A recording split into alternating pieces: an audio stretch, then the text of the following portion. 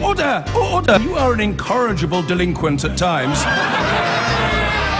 Behave yourself, man!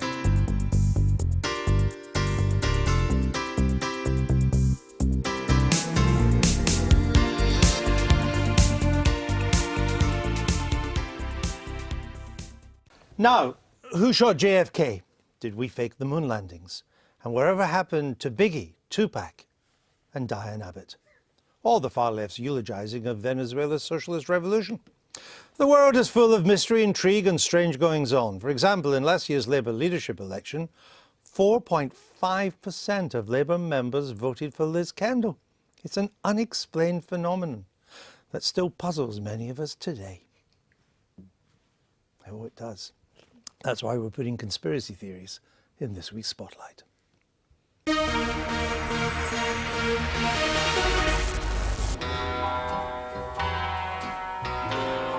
Is Bogo paranoid, or was the Prime Minister plotting to keep Britain in the EU all along? It is the biggest stitch-up since the Bayeux Tapestry. A leaked letter this week suggests Call Me Dave was planning his Remain campaign in secret, but publicly saying he was prepared to leave the EU during his renegotiation. In a debate already dominated by hyperbole, both sides are now accusing each other of peddling conspiracy theories. So was the Chancellor simply trying to discredit his rivals by claiming they've lost touch with reality? The next thing we know, the Leave camp will be accusing us of faking the moon landings, kidnapping Sherga, and covering up the existence of the Loch Ness Monster. JFK, the moon landings, Area 51. Some conspiracy theories are certainly out there. But who says a cover-up has to involve the far-fetched? Calls are now mounting for an inquiry into the 1984 Battle of Orgreave, while the victims of the Hillsborough tragedy were certainly conspired against by the powers that be. He's been called a lot more than a conspiracy theorist in his time. You claim to be the Son of God. Mm-hmm. You know, 2,000 years ago, had a guy called Jesus sat here and said these same things, you would still be laughing. Those sold-out stadium lectures don't lie. David Icke knows how to grab your attention. But even if our lives are affected by invisible forces, the question remains, is the word conspiracy really taken seriously? And David Icke is with us now. Welcome to the program. Thank you. Would you describe yourself as a conspiracy theorist? Well, I look at what officialdom tells us is happening and check it out. And if you can back that up with information, it's not a theory. And there are situations where you think, I think this could be this, or it could be that could be happening, that's a theory. But much of it is backed up by hard factual information. And interestingly, when you look at the dictionary definition of the very word conspiracy, we're drowning in them. One is the action of plotting or conspiring. I mean, that's happening all the time. Give me an example of a conspiracy at the moment. Well, ironically, we've had George Osborne this week trying to ridicule conspiracies involving the EU by likening them to believing in the Loch Ness Monster.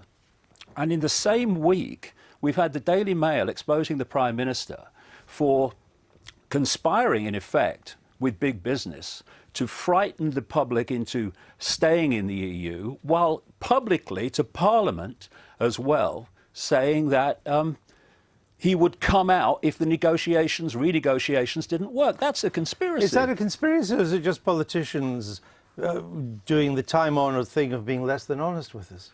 Well, if you're telling the public that you will have the option of coming out if you do not renegotiate with the EU the way you want, and you don't do that. And at the same time you're telling the public and Parliament that, you are working with big business behind the scenes already to frighten the public into staying in, even though your renegotiation's not finished. That is a conspiracy to mislead the public. What other conspiracy should we worry about?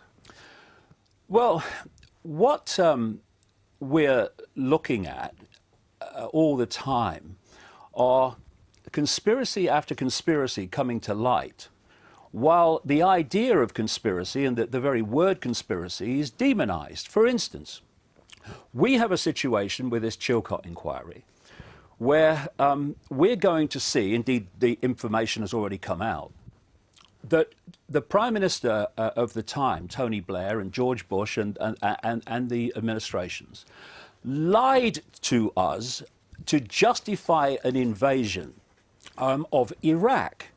And that is a conspiracy that has cost the lives of staggering numbers of people and created an ongoing catastrophe that's still going on. And let's not forget this.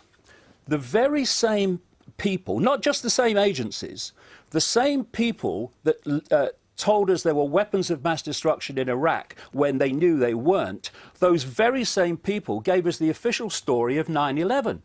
And what the mainstream media is doing... Was 9/11 a conspiracy? Of course it was. Who was behind it?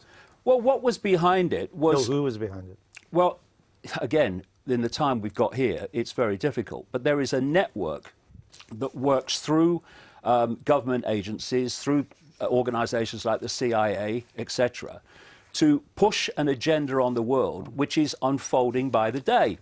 My books in the 1990s laid out what this agenda was, and those books are now being read on the television news in changes in society and laws coming in.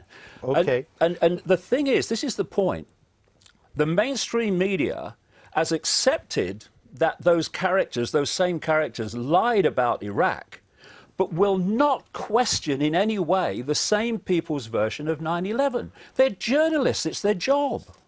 But do you still think the royal family were shape-shifting lizards? Yes, I do. You do? Yes. And you also want us to believe 9/11's a conspiracy?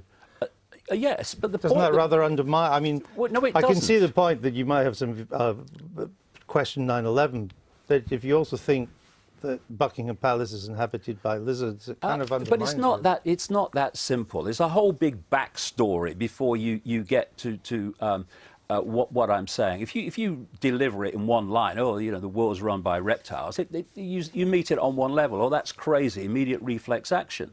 But when you see the backstory and the evidence to support this, ancient and modern, you see that one line, throwaway line, in a completely different context. All right, let me bring in that. Have you ever believed in a conspiracy theory, Liz?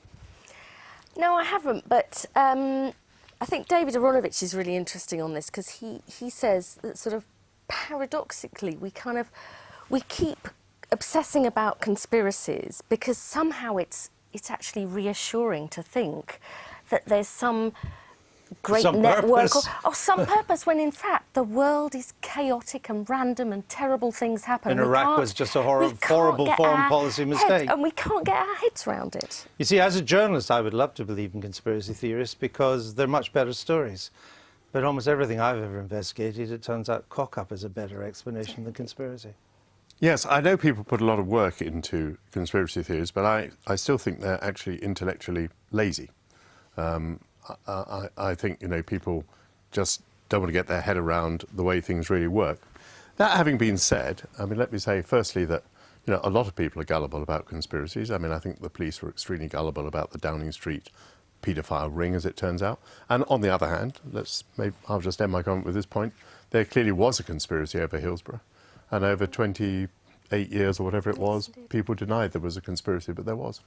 My last book, before the present one, is 1,000 pages. Have you read any of my books? No, I haven't. How do you know that it's intellectually lazy? I wasn't talking about you, actually, David. No, you were talking about me, because that's what I do. How do you know... No, I meant members of the public who immediately latch onto a conspiracy as being the most reasonable explanation of a perfectly simple situation, I think are intellectually lazy. How do we know you're not a conspiracy to make us all believe in conspiracies? People must believe what they like. See, this is the simple thing. It's ever so simple. You look at information and you make a decision on what you think of it. But if no one is investigating what governments and authorities are saying with a view to whether it's true or not, then what chance have people got to see information that they can then make a decision on? All they're getting is the mainstream repeat version of everything. Well, I mean, in my career, everything I know has been investigated, and we go by the facts. Just very briefly, what are you up to these days? Just got a new book out called Phantom Self, and I'm going on a world tour. all over the world, glad and you fitted us in. that No, we ran out of shows time. how many We're people glad you are looking fitted at this. us in before you go on that world tour. That's your love tonight, folks.